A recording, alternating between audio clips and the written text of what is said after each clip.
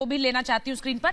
मैं एक बार कांस्टेबल संदीप मेरे पास साथ जोड़े। संदीप जी आपको काफी चोट आई है, मैं देख सकती हूँ अस्पताल में आप हैं इस वक्त, लेकिन जो तस्वीरें हमने देखी संदीप जी वो हमें कल झकझोर कर रख दिया। हमें लाल किले पर कैसे ये लोग चढ़ाई कर रहे थे, कैसे पुलिस वालों के पीछे पड़े थे, मुझे बताइए सर क्या हुआ था कल? मैडम देखो, दिल्ली पुलिस सर्वप्रथम सुरक्षा के लिए जानी जाती है। हम गणतंत्र दिवस की सुरक्षा के लिए हम बिल्कुल तैनात थे और हमेशा तैनात रहे हैं। उसके साथ साथ जो भी हमारे सीनियर ऑफिसर साहिबान जो भी हमें आदेश देते हैं, हमें हमेशा हमारी ब्रीफिंग में एक बात समझाई जाती है कि संयम और समझदारी दोनों चीज़ें आपको अपनी ड्यूटी के दौरान बरतनी है। वो हमारे सीनियर अफसर ने कल भी यही आदेश दिया था, संयमता के साथ, ताकि हम किसी तरह का माहौल ख़राब नहीं होने देंगे। ये दिल्ली पुलिस का हमेशा से वादा रहा है कि हम किसी भी तरह से माहौल नहीं ख़राब होने देंगे। लेकिन उन लोगों ने जो ऊपर चढ़े हुए थे, जहां माननीय प्रधानमंत्री जी हर 15 अगस्त पे भाषण देते हैं, वहां से उतरने के दौरान उस भीड़ ने, जो वो हज़ारों की भीड़ थी, उस भीड़ ने कितनी बर्बरता के साथ पुलिस के साथ बर्ताव किया है, जो मारा है। वहाँ जो उन्होंने एक ऐतिहासिक धरोहर जो हमारा लाल किला माना जाता है, वहाँ उन्होंने जिस तरह से तोड़फोड़ की है, और दिल्ली पुलिस किसी भी तरह से कोई भी एक्शन नहीं लेगी। ये हमें सिर्फ इतना बताया गया था कि दिल्ली पुलिस सिर्फ उन लोगों की सुरक्षा के लिए, जो वहाँ पर जो इनोसेंट लोग फंसे हुए हैं, जो आए हुए हैं, जो उन लोगों के साथ है, उन लोगों को बचाने के लिए हमने भरसक प्रयास किया है। हमने किसी भी तरह का कोई भी अपना आपा नहीं खोया है। हमने सिर्फ और सिर्फ उन लोगों को समझाने के लिए, उन लोगों को रोकने के लिए हमने बहुत कोशिशें की है मैडम, बहुत कोशिशें की है। सोचिए कांस्टेबल संदीप क्या कह रहे हैं? कह रहे हैं हमने बहुत कोशिशें की, मनाने की, समझाने की। बिट्टा साहब आप सुन रहे हैं? क्योंकि दिल्ली पुलिस वहां पर एक संयम का परिचय दे रही थी। उन्हें कहा गया था कि आप हाथ नहीं खोलेंगे, आप किसी तरह की अपने किसी तरह के हथियार का इस्तेमाल नहीं करेंगे। तो उसका फायदा उठाया गया गणतंत्र दिवस पर। ये तस्वीरें दी गई, ये तस्वीरें देश ने देखी जो हमारी स्क्रीन पर चल रही है। कहाँ है ये चढ़ूनी?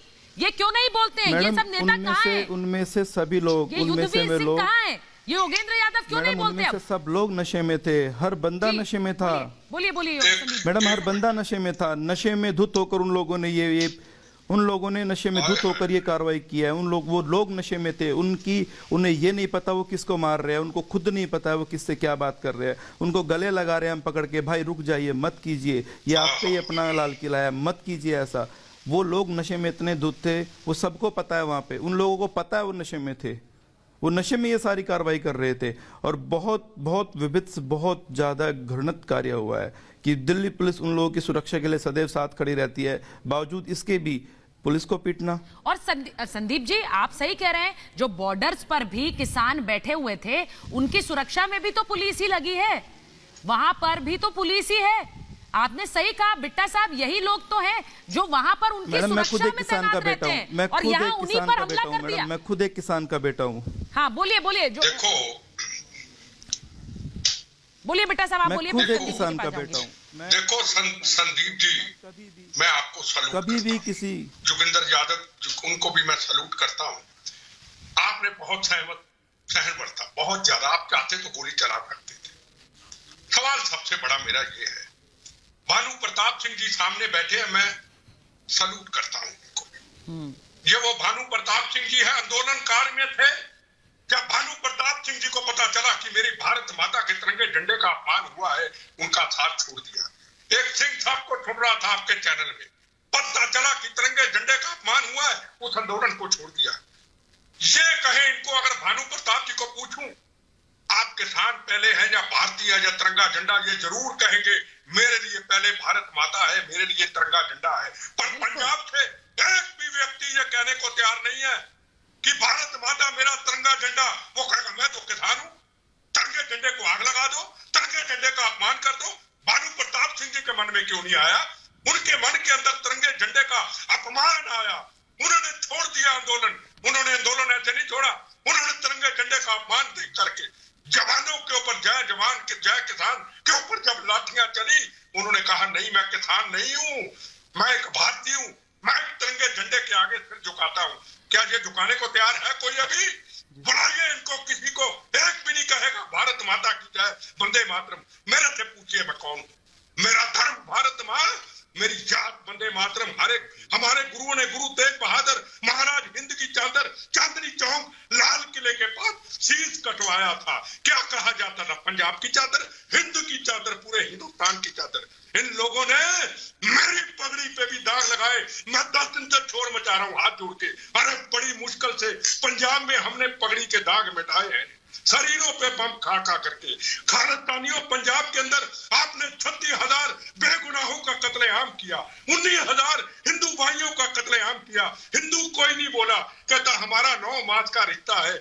दिल्ली में आके आपने फिर 1984 दंगे के हालातों को बयान करने की कोशिश की। बिट्टा साहब, जोगिंदर जी ये भी बता रहे हैं, जोगिंदर जी ने जैसा बताया, संदीप, कांस्टेबल संदीप तो ये भी बता रहे हैं कि वो भी किसान के बेटे हैं।